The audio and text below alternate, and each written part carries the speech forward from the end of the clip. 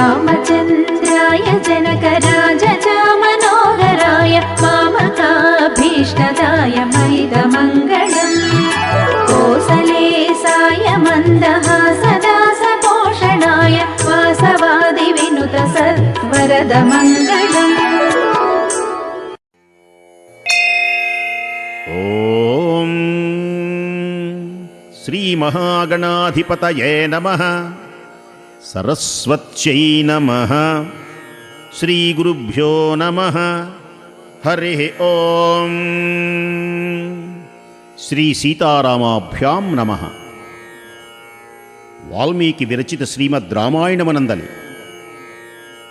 బాలకాండమునందు 37వ సర్గము యథాతథ అనువాదము.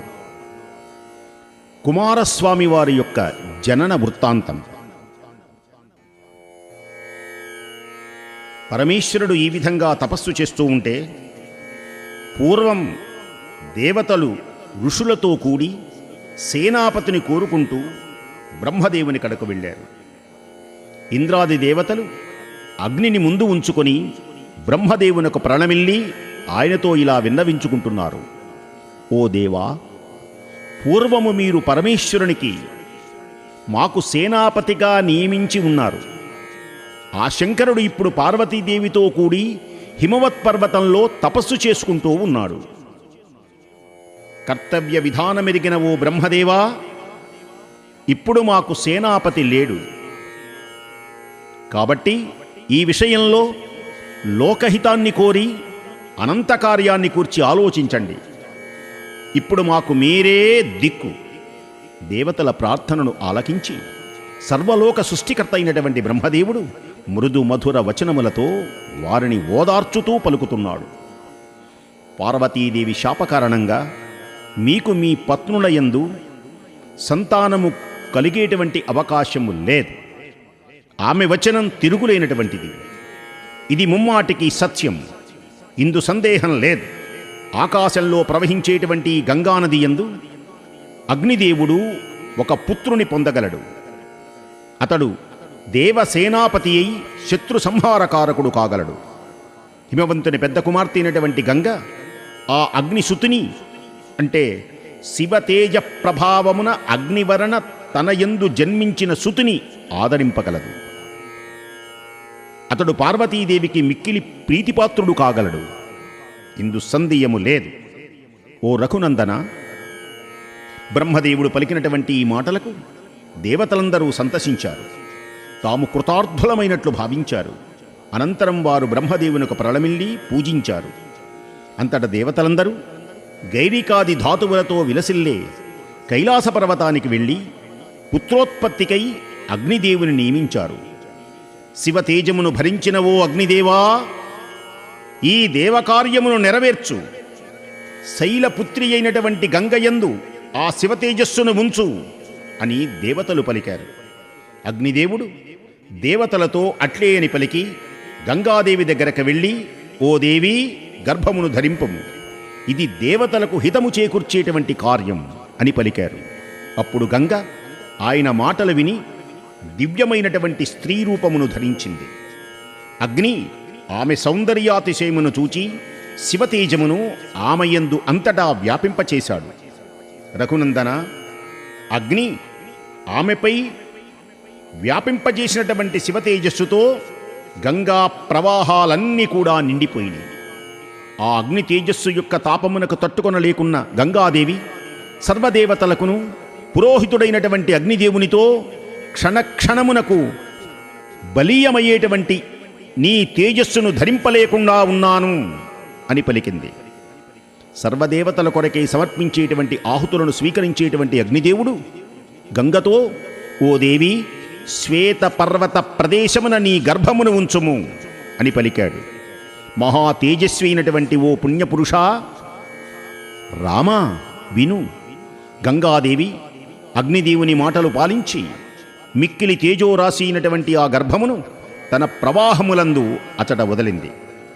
గంగానది గర్భము నుండి వెలువడినటువంటి తేజస్సు మిక్కిలి బంగారము వలె కాంతివంతమై ప్రకాశించింది. కనుక ఆ తేజస్సు ఉండబడినటువంటి భూమి అంతా, అక్కడ వస్తువులన్నీ స్వర్ణమయములైనవి. ఆ పరిసరములన్నీ రజితమయములై నిరుపమాయమైనటువంటి తేజస్సుతో ప్రకాశించినవి. ఆ తేజస్సు యొక్క తీక్ష్ణత వలన రాగి ఇనుము పుట్టింది. ఆ రేతస్సు యొక్క మలము తగరము సీసము అయినవి. ఈ విధంగా ఆ తేజస్సు భూమిని చేరి వివిధములైనటువంటి ధాతువులుగా రూపొందినవి. ఆ గర్భము భూమిపై ఉంచగానే దాని తేజ ప్రభావముచే ఆ శ్వేత పర్వతం అందలి శరవణం, శరవణం అంటే రెల్లుగడ్డి, స్వర్ణమయమై తేజరిల్ల సాగింది. పురుష శ్రేష్ఠుడవైనటువంటి ఓ రాఘవ, అగ్నితో సమానమైనటువంటి కాంతి కలిగిన ఆ బంగారం అక్కడ నుండి జాతరూపము అనేటువంటి పేరుతో ప్రసిద్ధికెక్కింది. అక్కడ ఉన్నటువంటి తృణములు, వృక్షములు, లతలు, పొదలు మొదలైనటువంటివన్నీ స్వర్ణమయములైనవి.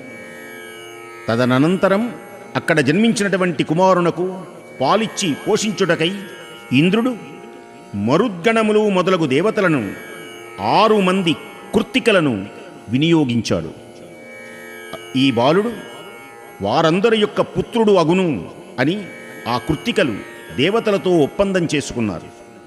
పిమ్మట ఆ నిశ్చయంతో అప్పుడే పుట్టిన ఆ శిశువునకు పాలివ్వటం మొదలుపెట్టారు. అంతట దేవతలందరూ ఈ బాలుడు కార్తికేయుడు అనేటువంటి పేరుతో ముల్లోకములయందు ఖ్యాతి వహిస్తాడు, దీనికి సంశయమే లేదు అని పలికారు.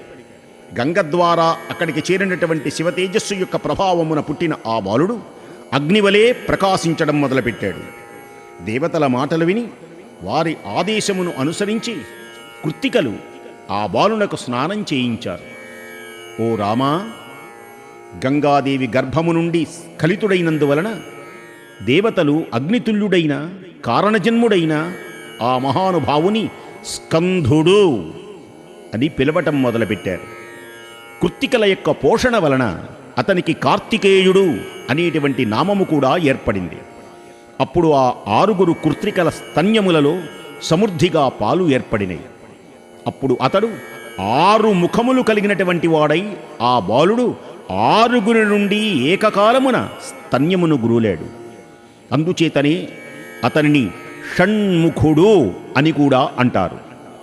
సుకుమార శరీరుడైన ఆ కుమారస్వామి ఒక దినమున మాత్రమే వారి నుండి పాలుదాగి మహిమాన్వితుడై అతడు తన పరాక్రమముచే రాక్షస సైన్యములను జయించాడు. దేవతలు అగ్నిదేవుని నాయకత్వము సాటి లేనటువంటి తేజస్వి అయిన ఆ బాలుని కడకు చేరి అతనిని దేవసేనాపతిగా అభిషేకించారు. ఓ రామా, నేను నీకు గంగా వృత్తాంతాన్ని, కుమార సంభవ గాథని విపులంగా తెలిపాను. పవిత్రమైనటువంటి ఈ గాథను విన్నవారు ధన్యులవుతారు, సకల పాపముల నుండి విముక్తి చెందుతారు. ఓ రామా, కుమారస్వామిపై భక్తి కలిగినటువంటి మానవుడు ఈ లోకమున దీర్ఘాయుష్మంతుడై పుత్ర పౌత్రాదులతో వర్ధిల్లుతారు. తుదకు స్కంధ సాలోక్య ఫలము కూడా వారికి లభిస్తుంది.